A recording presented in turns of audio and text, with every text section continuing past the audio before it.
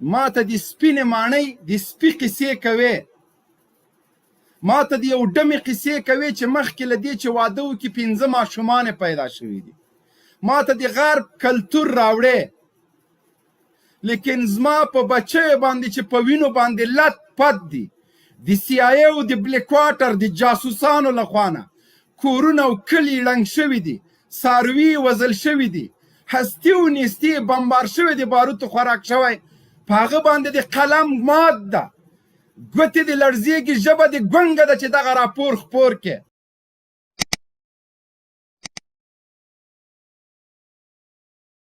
الله وبرکاتو. عزتمندو قدرمندو زړه ته رانږدې افغانانو، الله پاک مو عزت وکړه، الله مو قدرمند لره. لایو خپرونه مو ده د اشغالګرو د روزل شویو ملیشو له لورې د افغانانو قتل عام دوام لري. نه به تر هغه پورې چې امریکایي ملیشې د هغوی مزدوران د امریکایانو نوکرانو ټغر نه وي ورټول شوی، تر هغو پورې به افغانان همداسې بې درېغه وژل کېږي، همداسې به د افغانانو وینه بې ارزښته وي. ځکه له غرب نه راغلي فلبرایټان هغه د غرب ګټو ته ژمن دي، نه د افغانانو ګټو ته. بار بار دغه سیکولران، دغه د دیموکراسۍ او د جمهوریت علمبرداران په زغرده دا خبره کوي له مشر نه تر کشره پورې چې موږ د واشنګټن د ساتلو دپاره قرباني ورکوو. د دوی مشران هم دغه یوه خبره کوي چې موږ افغانستان کې کومه جګړه کوو نو هغه د په امریکا کې امنیت ده. تر هغو پورې چې دوی ونه شړل شي، د جمهوریت او دیموکراسۍ ګیله مرټول نشي، تر هغو پورې به موږ له همدغسې مشکلاتو او ستونزو سره لاس او ګریوان یو. تاسو لایو خپرونه شیر کړئ. د ما انټرنیټ کې لږ ستونزه ده، زه دا انټرنیټ برابر کړم.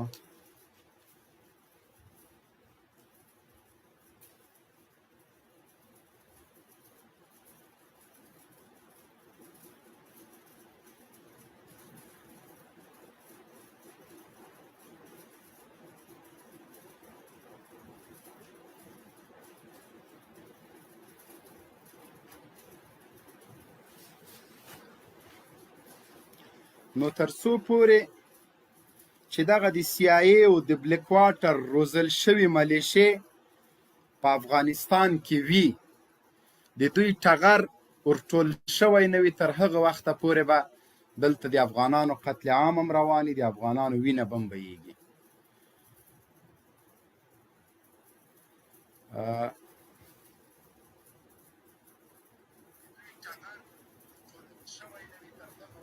نو دغه د CIA روزل شوي ملیشو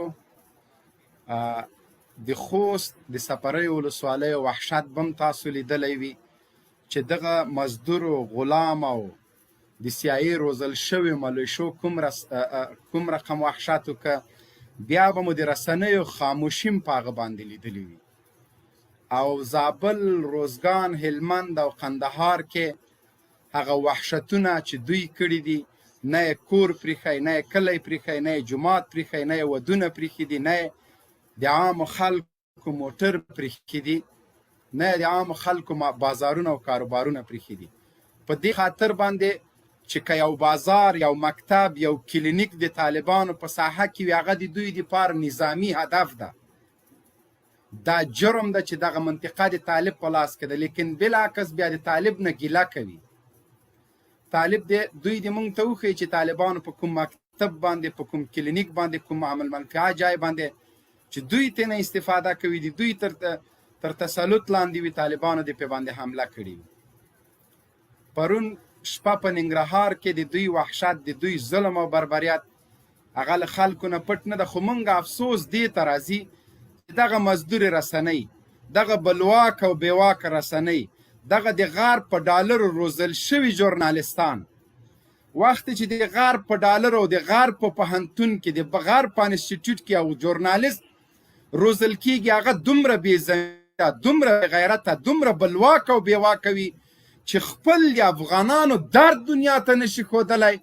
نو موږ به له هغه عسکرو نه، له هغه اردو نه، له هغه ملیشو نه، له هغه پولیسو نه کومه تمه او توقع وکړو چې هغه د امریکا په ډالرو، د امریکا په پیسو، د امریکا په شتمني باندې غټ شوي وي، د هغوی په انسټیټیوټ کې روزل شوي وي، د هغوی په مرکزونو کې روزل شوي، تربیه او تعلیم او تعلم همدغه امریکایانو همدغه اشغالګرو ورکړي، له هغوی نه به بیا موږ څه ګیله وکړو.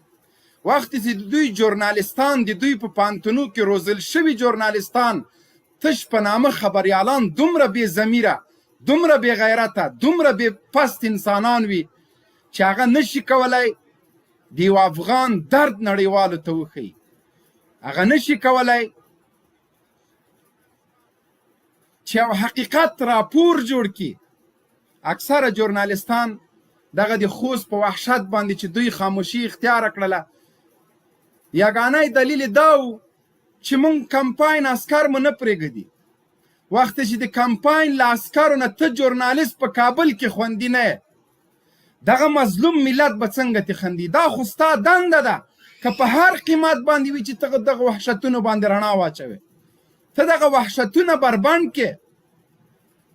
وخت چې دا نشي کولی، بیا ته څنګه آزاده رسنۍ، ته څنګه یو آزاد خبریال یې؟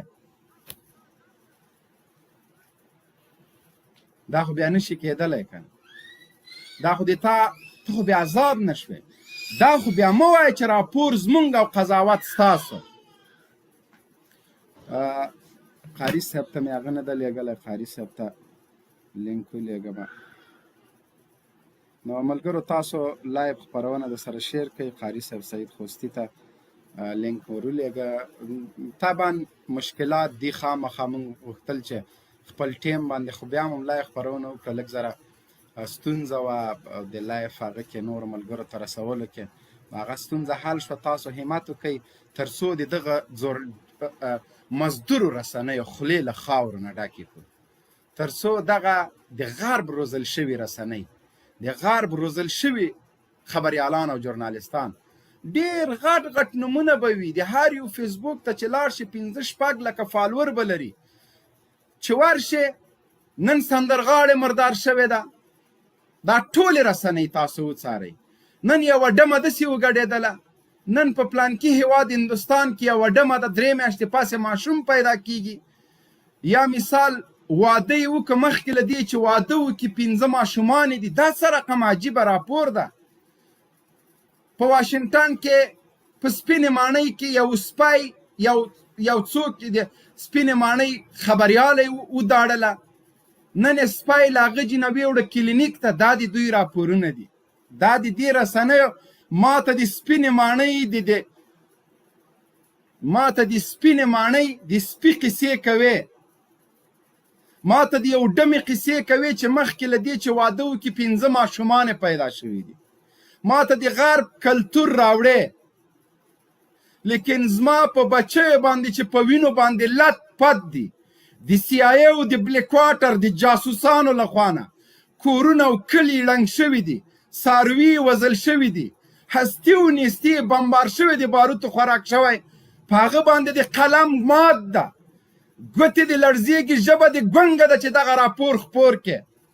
دغه وحشت کم از کم که تی نشي غندلی، دومره وکړه چې راپور جوړ که ورته دغه اصلي حقیقت ده، قضاوت تاسو وکئ.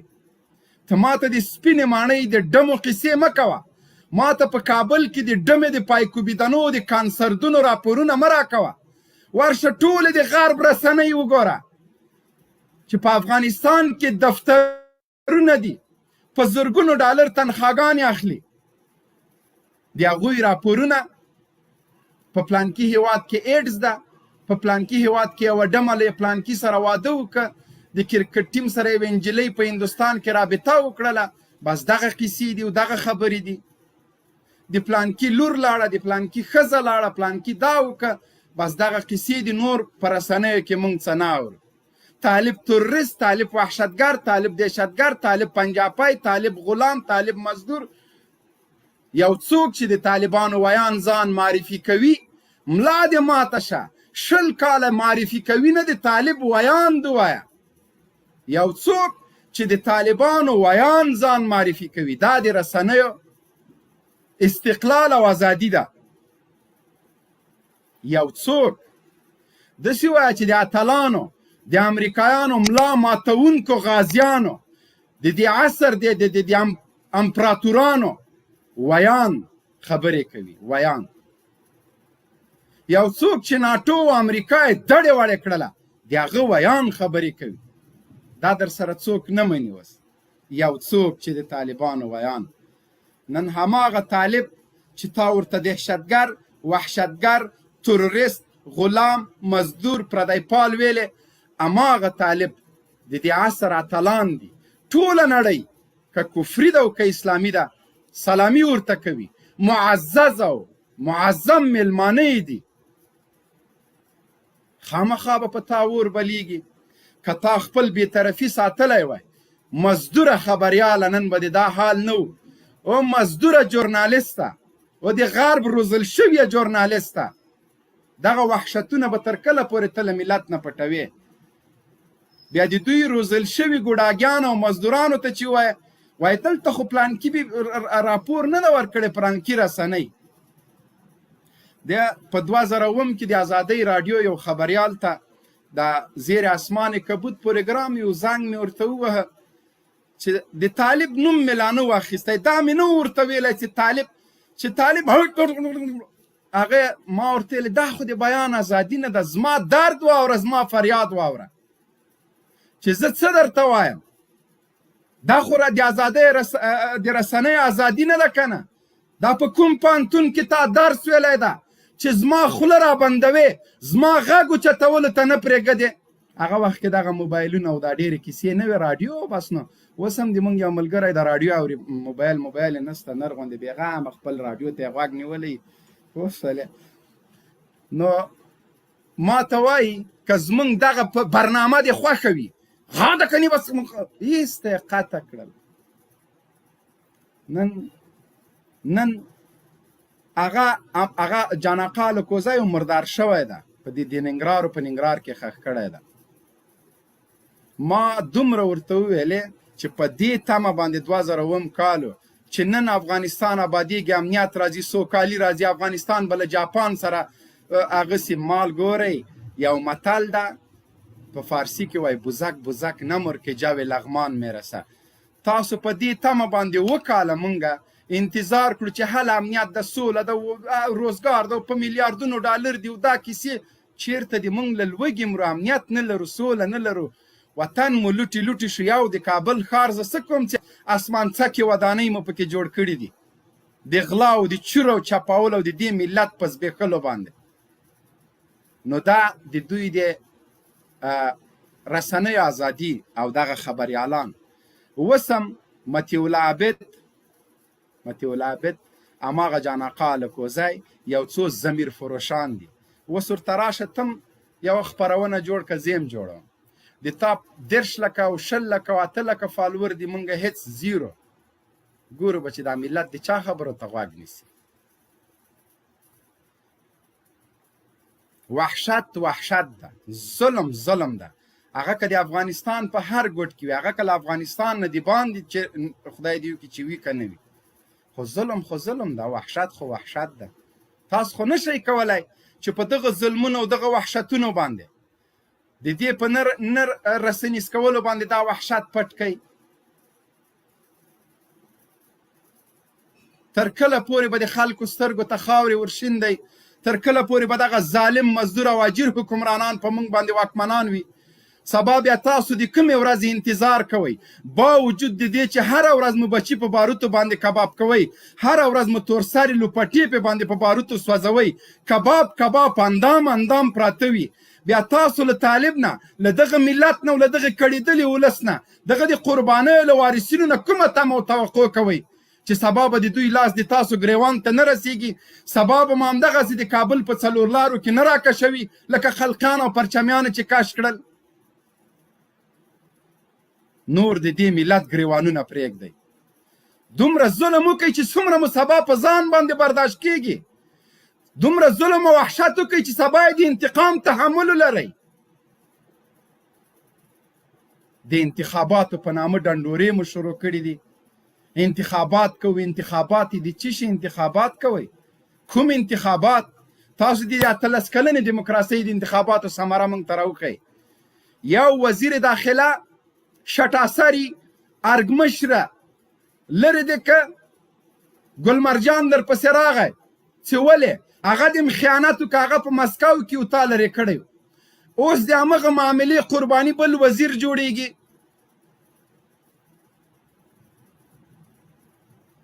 د علیپور مشکل د وزیر داخله په استعفا او په لرې کولو باندې حل کوي.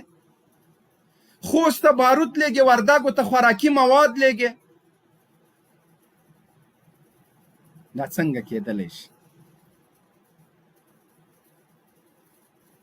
لایو خپرونه د سره شیر کړئ محترمه. زه قاري صاحب محترم ته لینک لیږم، هغه به هم لایو خپرونې ته راسي. هیله مو دا ده چې لایو شیر کړئ، کنې لکړه دلته را سره ایښې ده، در پسې را اخلم دومره موز غلوم چې تاسو مو آفرین.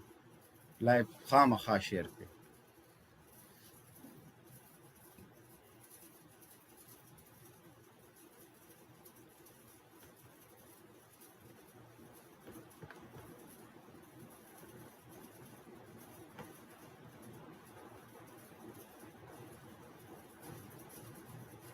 تاسو به بیا خپلې منډې نه وي لیدلي. ښه لایو د سره تیر شیر کوي. قاري صاحب سعید خوستی هم لایو خپرونې ته راځي، موږ سره میلمه ده انشاءالله العزیز. هغه نه تاسو کولی شئ چې سوالونه او پوښتنې ترې نه وکئ. نو چې تاسو لایو شیر نه کوئ منې بیا خو بیا زه یا لکړه را اخلم او یا بل کار سره کوم. نو د نن موضوع مو د نړیوالو روزل شویو جاسوسانو او مزدورانو ملیشو له لوري د افغانانو قتل عام دوام لري. په کومه وجه باندې؟ غیر مسلح خلکو ته خو ښه تکړه یاستئ چې په کورونه یې ورشئ، کورونه یې بمبار کوئ، جوماتونه یې بمبار کوئ، کلی او کور یې بمبار کوئ، ودونه یې بمبار کوئ. لیکن هغه طالبان چې بیا درپسې درته تیار ولاړ یو درز او غپه مې بیا هم د ټانګو پرخچې نه ښکاري، ورور عسکر مو مریخ ته رواني. دا خلکو لکه چې لایف شیر کول هیر سوي دي. هلکه لایف شیر کوئ د خدای بندګانو، کنې ښېرا بیا درته کومه. نو دغه مزدورو رسنیو د دوی راپورونه او د دوی دا ټول اوتې باوتې دي. په هند کې شکیشمتوده او کککشپتوده له یو بلې چونګړې سره واده وکړه. مخکې له دې چې واده وکړي 2 بچي یې درلود. هغه ته خدا د هغه انګریزان ګرلفرینډ ورته وایي که ملبرینډ څه بلا نوم ورته اخلي.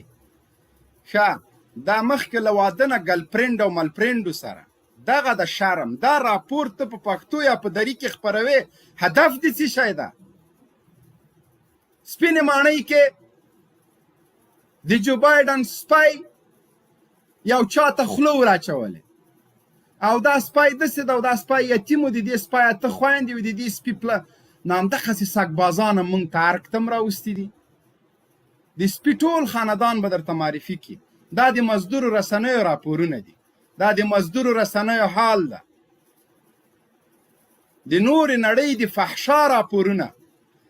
سندرغاړې مردار شوله، د دې عمر دومره په دومره کلنۍ کې سندرې شروع کړې، پلار یې دومره، واده نه مخکې دومره بچي، واده نه پاسې دومره. دا اوس راپور ده. دا راپور ده چې ته افغانانو ته خپرې. مونږ په څه حال کې او ته په څه حال کې؟ د مونږ بچي په خټو په وینو باندې ککړ لت پت، مور سرتورې اندام د تاسو شغالانو جاسوسانو له لاسه په بمبار باندې تیکې او پرچې پراته. ته ماته د هندوستان د ګرلفرینډ او د مای فرینډ او د سپینې ماڼۍ د سپي راپورونه راکې. لعنت دې په دغسې بې ضمیره ژورنالستانو شي. قاري صاحب سعید خوستی راغلی لایو خپرونې ته. السلام علیکم ورحمت الله وبرکاتو. محترم قاري صاحب سعید خوستی لایو خپرونې ته بخیر راغلی. وعلیکم السلام ورحمت الله وبرکاتو. جنرال صاحب تاسو ته ټولو اوریدونکو ته سلامونه احترامات وړاندې کوم. نوې سټوډیو مو هم مبارک شه. موفقیت او بریا مو غواړم. د اشغالګرو د روزل شوو ملیشو له لوري د افغانانو قتل عام لا هم دوام لري. تاسو به نن د ننګرهار نه هم د ننګرهار د پیښې نه به هم تاسو په جریان کې همداسې د هیواد په نورو برخو کې هم د دغه د امریکا د روزل شوو ملیشو له لوري هغه وحشتونه او هغه جنایتونه لا هم دوام لري او د افغانانو قتل عام روان ده. دغه خپلسري ملیشې چې دي کابل ادارې د واک او د کنټرول لاندې نه دي، بلکې مستقیما د سی آی ای نه قومانده اخلي، مستقیما د سی آی ای په امر عملیات کوي او امریکایان دوی ته نقشه ورکوي. امریکایانو همداسې وحشي او زناور روزلي دي. دا خلک د افغانانو کورونو ته ننوځي پرته له محکمې، پرته له کوم سوال او ځواب، پرته له کومې پوښتنې.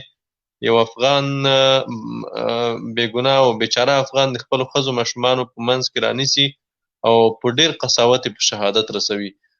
دا د دوی کار جریان لري. د دوی دغه عملیات یوې خواته د مزدورو رسنیو او د امریکایانو او د اشغالګرو له لوري د تمویل شوو روزل شوو رسنیو ژورنالیستانو سکوت بلې خواته په خپل ذات کې یو جنایت دی او د دغې وحشیانو په جنایت کې د دې وحشي فکره ژورنالیستانو او وحشي فکره رسنیو بشپړ شراکت دی. دغه وحشي فکره ژورنالیستان، دغه زناور فکره رسنۍ چې دي، دا په دې جنایاتو کې شریک دي، دا په دې جنایت کې بشپړ شریک دي. ځکه د رسنۍ دنده دا ده، رسنۍ باید د یو هیواد منافع او ملي ګټې خوندي کړي، د هیواد درد راپورته کړي، د هیوادوالو درد د خلکو تر غوږونو ورسوي. یوه رسنۍ چې دومره پسته ده، دومره ټیټه ده، دومره د دې ملت د درد څخه ناخبره ده چې په یوه ولایت کې 15 کسان چې ښځې ماشومان هم پکې دي، هغه په وینو کې لوغړېږي، ټوټې ټوټې پراته دي. خو په همدې ولایت کې دا رسنۍ د جمهوریت او د ټامهوریت په ملاتړ غونډې ته کوریج ورکوي، هغې ته پوښښ ورکوي، هغه را اخلي. خو په همدې ولایت کې د دې غونډې سره په څو کیلومترۍ کې چې هلته د ټامهوریت د ملیشو له لورې د افغانانو په کلیو کورونو باندې وحشت روان ده، ښځې ماشومان په وینو کې لوغړېږي، هغې ته پوښښ نه ورکوي، په هغې چپ دي. بالاخره په ډېره سپین سترګۍ، په ډېره بېشرمانه ډول دوی مجبور شول چې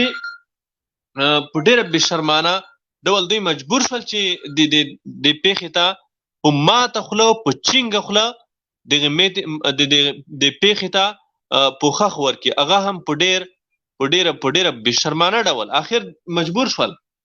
یعنې په ټویټر کې چې کله د موږ دغه په ټویټر کې د موږ د نشرات ولیدل، د دې پېښې ویډیوګانې، عکسونه، د عیني شاهدانو سره خبرې، دا چې دوی ولیدل په ماته چینګه خوله د ډېر شرم نه، د ډېرې مجبورۍ نه یو مات ګوډ راپور پرې جوړ کړو.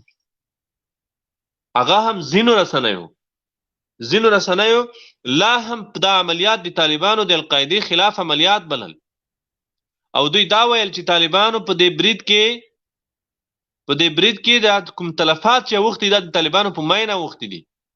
تاسې دا نن ورځ ویډیو وګورئ، دا وحشي زناور، دا افغاني بلیک واټر یوه کور ته ننوځي،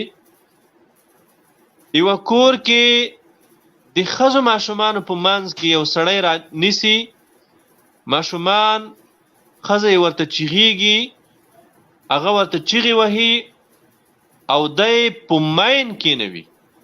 دغه نن په ننګرهار کې چې کومه پیښه شوې ده، دغه خلک یې په مرمۍ نه دي ویشت، دی په ماین شهیدان کړي دي. د زنانه او د ماشومانو مخ کې دوی سره د دغه امریکایي ملیشو سره انفجاري مواد ورسره دي، چاودېدونکي توکي ورسره وي، هغه یې ورته ایښي دي، په هغې دا خلک شهیدان کړي دي. ته چې د دې هېواد د یو بېچاره بازګر سره دغه عمل کوې، ته چې د دې هېواد د بېچاره ولس سره دا عمل کوې، او شاته پرې د داعش او د طالب ټاپه هم وهې چې دا داعشي و یا دا طالب و.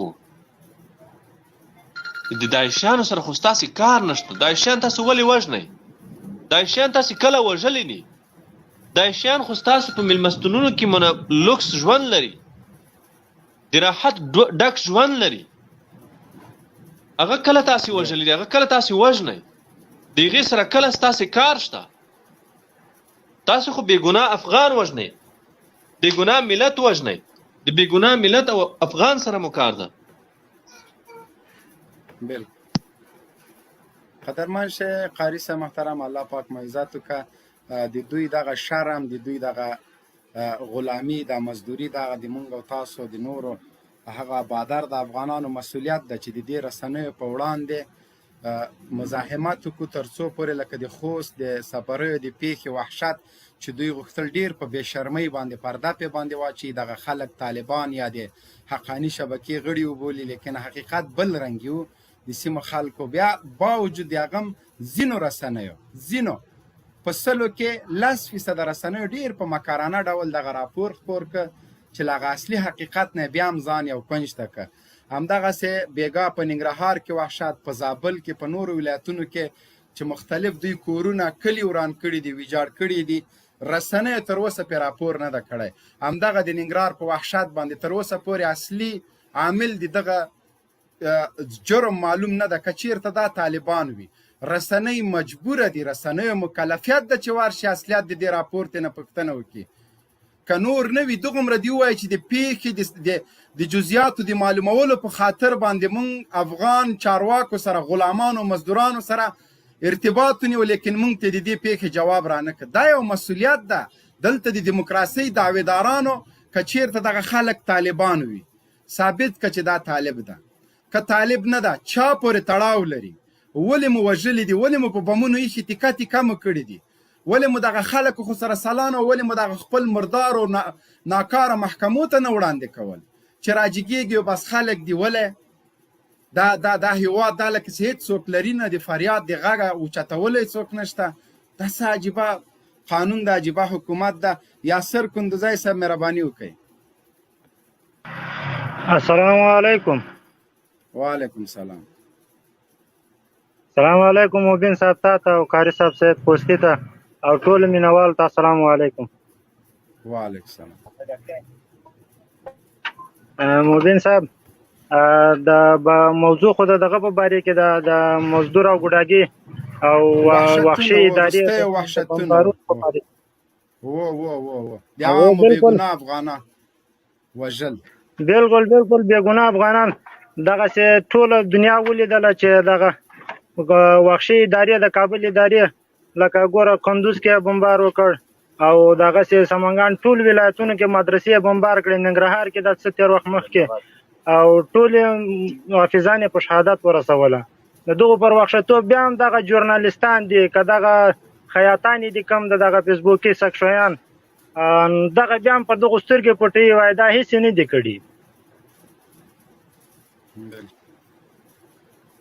او دوی یوازې دغه بس رانیولي دي چې ها طالب پاکستانی